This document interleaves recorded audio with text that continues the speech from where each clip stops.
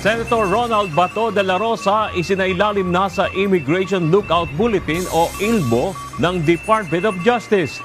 Oras na magtangkang lumabas ng bansa, walang pasubaling siya ay aarestuhin.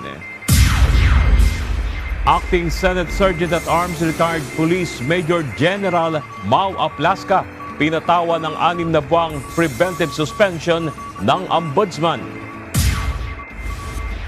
House prosecutors inaasahang aakto na ang Senado bilang impeachment court sa Lunes para sa formal na paglilitis kay Vice President Sara Duterte. Sunod ng endorsement ng Kamara sa Articles of Impeachment laban kay Vice President Sara Duterte sa Senado, inianunsyo na ni Senate President Alan Peter Cayetano ang pag-convene ng impeachment court. Sa sulat ng Senate President kay House Speaker Faustino Bogie III, inaatasan nito ang Senate Secretariat na isama sa calendar for ordinary business for referral sa impeachment court ang Articles of Impeachment. Inaasahang magko-convene ang impeachment court sa Lunes, May 18, alas 3 ng hapon o posibleng mas mapaaga pa kung walang kwestiyon sa rules and procedure kaugnay ng transmitted na articles.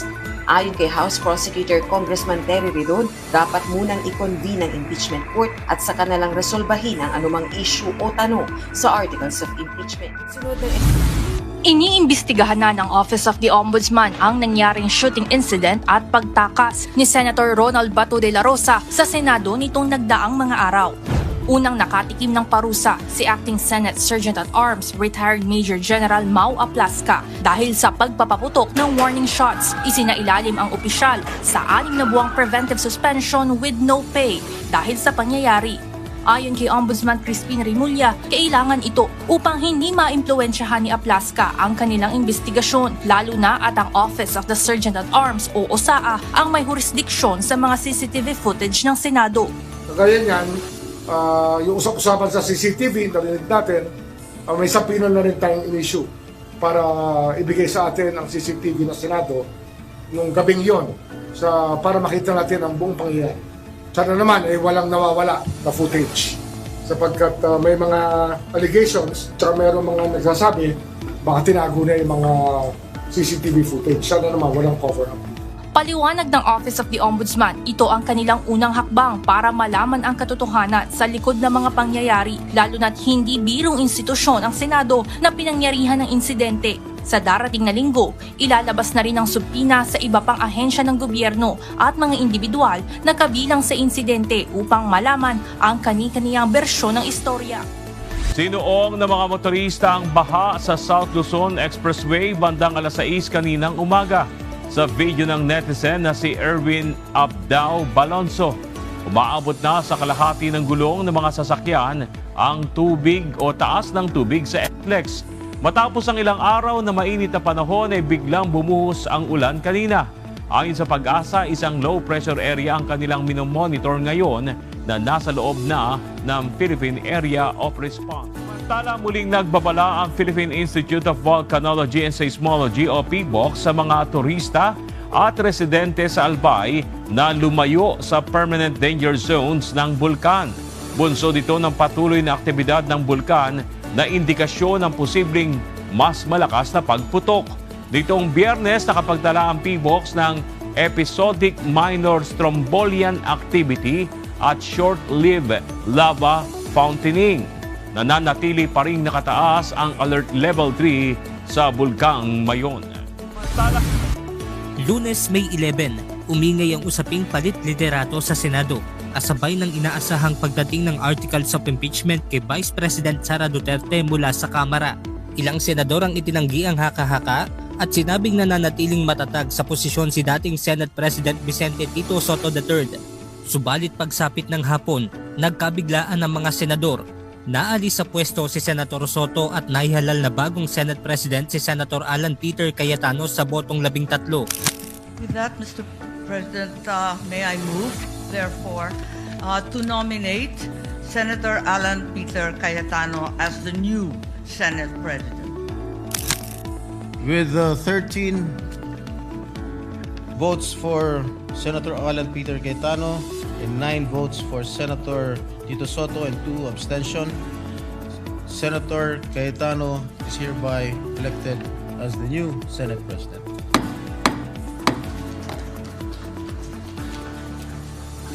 Session suspended.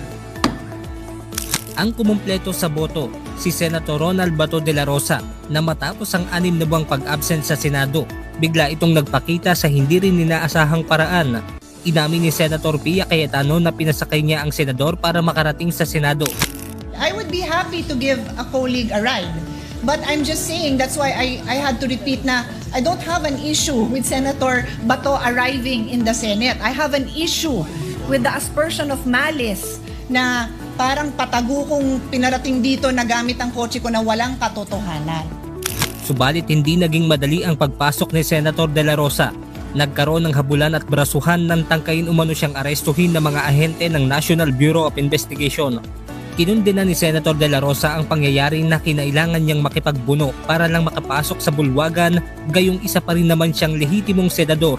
I am a senator of this republic. Kung hindi ko mapasok, kinaharap niyo ako. Di ba? Ngayon mapasok ako, tatanungin niyo ako bakit ako pumapasok. Kasama ng NBI si dating Senador Antonio Trillanes IV para umano mag-serve ng warrant of arrest kay Senator de la Rosa na mula sa International Criminal Court o ICC. Dahil sa komosyon at tangkang pag-aresto sa senador, nagpatupad ng emergency lockdown ang Senado. Kasunod na nangyari, nagkapisikalan ng mga tauhan ng NBI at ng Office of the Senate Sergeant at Arms o OSAA. Napawi lang ang tensyon nang magkasundo si Senate President Cayetano at NBI Director Melvin Matibag na hindi muna aarestuhin si Senator Bato habang ito ay nasa ilalim ng protective custody ng Senado. Yung ICC warrant, it's there already, and there was also a resolution, I understand, that the Senate mentioned that Senator Bato will be under their custody. So kami naman on the executive side, we respect the co-equal branch and so we will hope that pag kailangan sumagot yung Senator Bato yung sa mga kailangan sagutin legally, natukan naman yung conviction nila. So the Senate will be ready to present it. May 12, araw ng Martes, maghapong nag-abang ang mga senador para sa inaasahang transmittal ng articles of impeachment mula sa Kamara. Ngunit walang dumating, payapang lumipas ang maghapon sa Senado. Sa pamamagitan ng isang resolusyon, nananawagan ng mga miyembro ng minorya na sina Senator Francis Pangilinan, Vicente Soto III, Panfilo Lacson, Risa Hontiveros at Bam Aquino kay Senator de la Rosa na kusang loob ng sumuko sa mga otoridad. We respect their opinion, but Senator Bato should be given the opportunity to exhaust all legal remedies. It should be a Philippine warrant. This is a good test case. This is not a matter whether guilty siya o hindi. In fact, he can be investigated here for the extrajudicial killings. So this is a question of our constitution versus a foreign court. Sa labas ng gusali, mahigpit ang pagbabantay ng mga pulis sa ayaw magpatinag ng mga taga-suporta ni Senator de la Rosa. Miyerkules, May 13, isinailalim ng OSAA sa elevated alert ang buong gusali ng Senado. Ayon kay OSAA Acting Head Mau Aplasca, binigyan sila ng direktiba ni Senate President Cayetano na huwag papasukin ang sino mga aresto kay Senator de la Rosa kung walang dalang kautusan mula sa local court.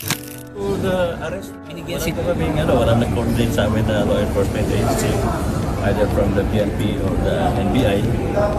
But per our agreement with the NBI director last Monday, nag-usap kami na Senate President Cayetano, maliwanag naman na sinasabi ni Senate President na no arrest can happen inside the premise.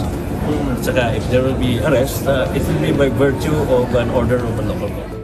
Bandang hapon, dumating sa Senado ang articles of impeachment dala ni House Secretary General Cheloy Garapil na sinalubong pa ni OSAA Chief Aplasca.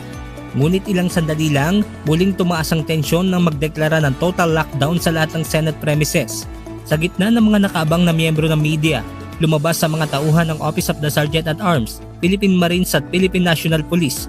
Lahat ay naka-full battle gear. Si OSAA Chief Aplasca nagsuot na ng bulletproof vest. Mula umano sa GSIS building, pumasok ang mga kawani ng NBI sa pamamagitan ng connecting door. Ang mga sumunod na eksena, umalingaw-ngaw ang mga putok ng baril. Alas 9 ng gabi, dumating sa Senado si Interior and Local Government Secretary John Vic Remulla upang tiyaking ligtas sa mga senador kasama si Senator de la Rosa. Nang humupa na ang gulo at nakauwi na ang lahat, nagselfie pa ang senador kasama ang kanyang abogado na si Attorney Israelito Torion sa lugar ng gusali na pinangyarihan ng engkwentro. Patunay na nasa loob pa ng Senado ang senador. Simple lang kami, simple lang. Ikaw, sama ka. Subalit madaling araw kinabukasan, araw ng Huwebes, kumalat ang balita na nakalabas na ng Senado si Senator Bato. Base sa impormasyon, alas 2:30 ng madaling araw nang lumabas ito sa kanyang kwarto, dumaan sa fire exit at bumaba sa basement parking ng gusali. Sa pagitan ng alas 2 at alas 3 ng umaga, 4 na sasakyan kabilang ang isang police escort ang namataang lumabas sa garahe ng Senado. 2:17 AM, lumabas ang isang puting luxury minivan. 2:33 AM, lumabas ang isang puting sports utility vehicle o SUV. At eksaktong alas 3 ng madaling araw, lumabas ang isang itim na van kasunod ang police escort. Nang araw ding yun, kinumpirma ni Senate President Cayetano na wala na nga sa kustodiyan ng Senado si Senator Ronald Bato de la Rosa. Yes. Voluntary siyang umalis. What we're protecting actually is the sanctity of the Senate, hindi siya. Like any other citizen, he has his rights. But pag nandito sa building, syempre, I have to look muna ano yung warrant at alam nyo na yung stand ko. So in that sense, parang siya nag-voluntary umalis sa protective custody.